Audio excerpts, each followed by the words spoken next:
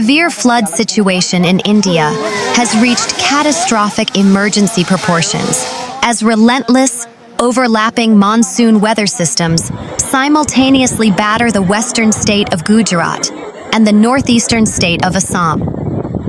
These dual climate-induced humanitarian crises have submerged vast industrial corridors, destroyed hundreds of thousands of hectares of fertile agricultural land, wiped out critical infrastructure, and caused massive displacements affecting millions of citizens.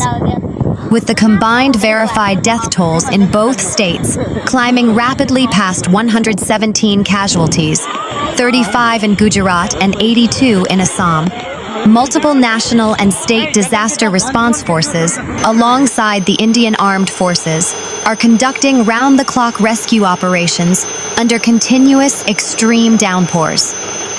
The India Meteorological Department, IMD, has maintained a highly critical red alert for 13 highly vulnerable districts across Gujarat. This disaster is driven by a potent, well-marked low-pressure system lingering over southeastern Rajasthan, which is feeding massive tropical moisture directly into Gujarat's atmosphere by interacting with the highly active monsoon trough and an east-west shear zone cutting across central India. Valsad and Navsari Districts, positioned along Gujarat's southern coastal belt, these districts stand as the primary zones of destruction. They account for 29 out of the state's 35 reported fatalities.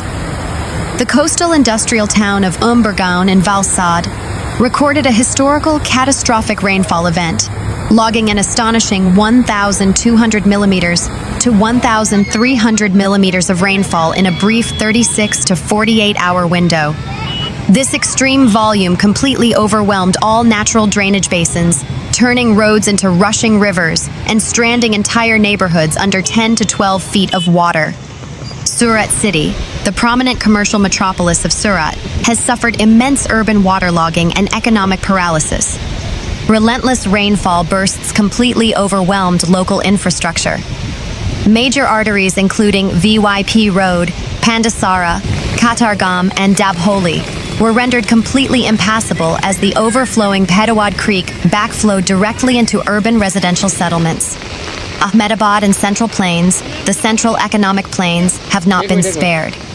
Suburban regions such as the heavily populated Bopal area in Ahmedabad recorded nearly 491 millimeters of rainfall over a rolling 36-hour period, prompting the emergency mobilization of motorized military rescue boats to evacuate hundreds of middle-class families stranded in high-density housing blocks.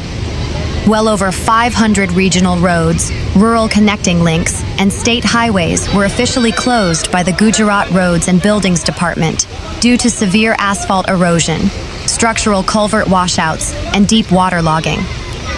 Train operations along the highly critical Mumbai-Ahmedabad Western Trunk Line faced heavy cancellations and multi-hour delays as railway tracks in the Valsad Navsari section were completely submerged under surging floodwaters.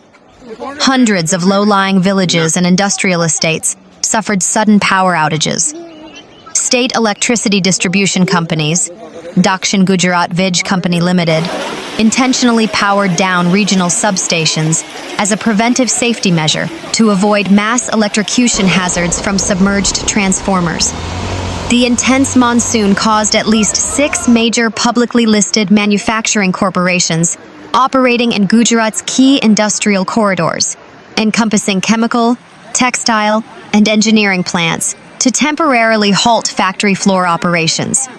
These emergency shutdowns were enacted to protect sensitive heavy machinery, ensure employee safety, and limit asset damage from encroaching water.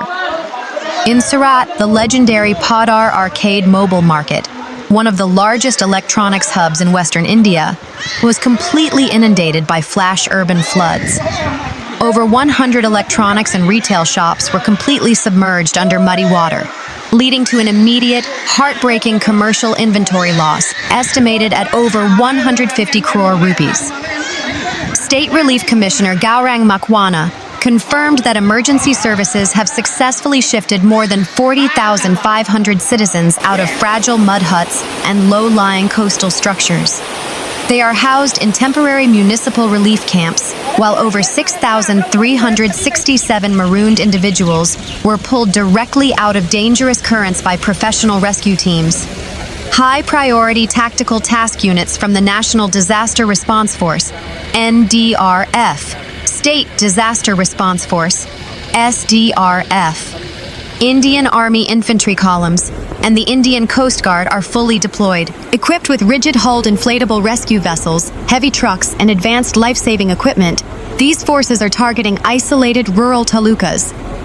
In a widely publicized display of bravery, local police and municipal teams in Valsad successfully waded through deep, fast-moving waters in the Chipwad neighborhood to safely extract an 8-month pregnant woman trapped inside an inundated home, rushing her to a medical facility via emergency transport.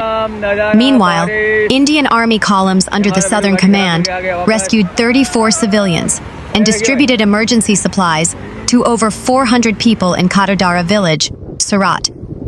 Chief Minister Bhupendra Patel, alongside Deputy Chief Minister Harsh Sanghavi, conducted extensive ground reviews of heavily impacted communities. To mitigate immediate suffering, the state government activated an initial emergency allocation of 40 crore rupees to dispense direct cash doles and immediate household rehabilitation funds to displaced families. Northeast India is battling an equally severe, long-drawn riverine crisis. Spurred by exceptionally intense cloudburst systems over neighboring Nagaland and the upper catchment hills of Arunachal Pradesh, the massive Brahmaputra River and its turbulent tributaries, including the overflowing Dekau River, rapidly breached their structural embankments. The official flood-related death toll issued by the Assam State Disaster Management Authority, ASDMA, has steadily climbed to 82 confirmed fatalities, with the latest deaths reported from Sivasagar and Charaideo districts due to deep drowning or sudden mudslides triggered by unstable, saturated hill terrain. Over 1.92 lakh people remain severely affected across the state in the current active wave, down from a peak of over 721,000 citizens, spanning nearly 900 separate villages earlier in the monsoon cycle. The crisis remains acute across upper and central Assam, with the hardest-hit districts identified as Sivasagar, Charaideo, Jorhat, Golaghat, and Nagan. Satellite imagery released by central agencies reveals that up to 28% of Sivasagar's total land area was entirely temporarily transformed into an open lake. Unlike the urban industrial losses seen in Gujarat, Assam's severe flood impacts have deeply scarred the state's vulnerable agrarian economy and delicate local biodiversity.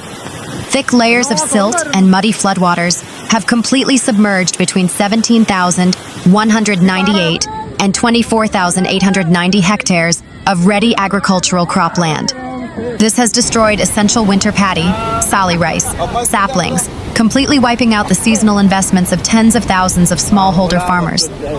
The sweeping currents have directly impacted over 1.38 lakh domestic animals. Lacking high-ground animal shelters, thousands of heads of cattle, goats, and poultry were swept away or succumbed to starvation and exposure, dealing a severe economic blow to rural household wealth. Local reports highlight an emerging long-term challenge. As floodwaters recede in certain areas, they leave behind thick, multi-foot layers of heavy sand and river silt.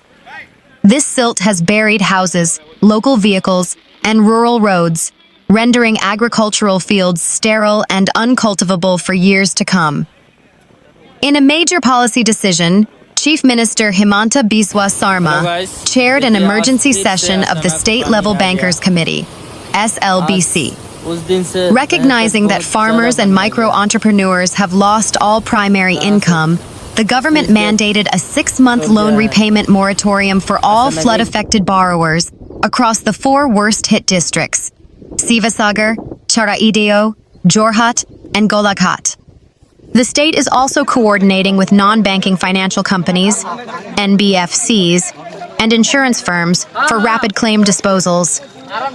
The state cabinet approved the immediate electronic transfer of 41.67 crore rupees under the pending state subsidy of the PM Surya Ghar Green Energy Initiative.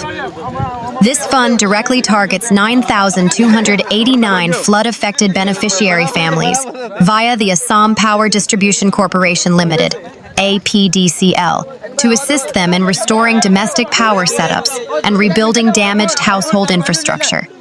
Roughly 487 ad hoc relief camps and distribution centers are providing emergency shelter, dry rations, and clean drinking water.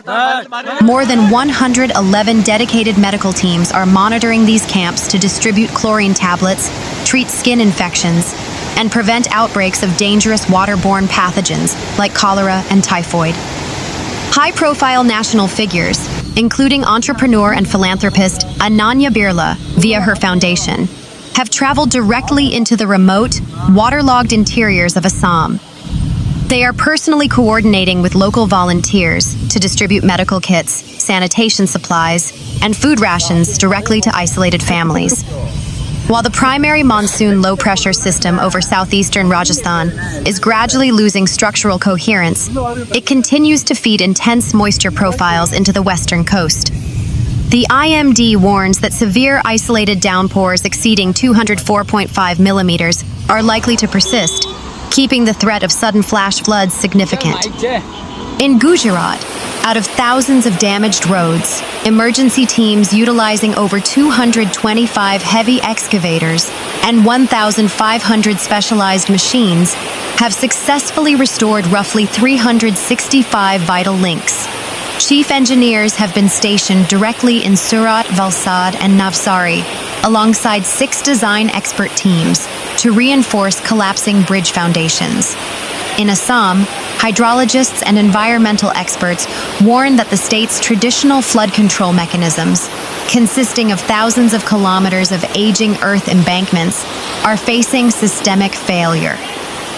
Upstream deforestation, heavy riverbed silt accumulation, and erratic, climate-intensified rainfall patterns mean the Brahmaputra's carrying capacity is drastically reduced. This structural vulnerability turns routine seasonal monsoons into severe, destructive events. Union Home Minister Amit Shah has confirmed that an interministerial central team will be deployed to Assam to complete comprehensive on-the-ground damage assessments. This team will help streamline multi-crore national disaster relief funds for long-term embankment repair, agricultural rehabilitation, and infrastructure reconstruction. Both state administrations continue to issue urgent public safety advisories, pleading with citizens in low-lying catchments or flood-prone urban zones to strictly monitor regional weather bulletins, avoid crossing overflowing streams or water bodies, and comply immediately with municipal evacuation orders.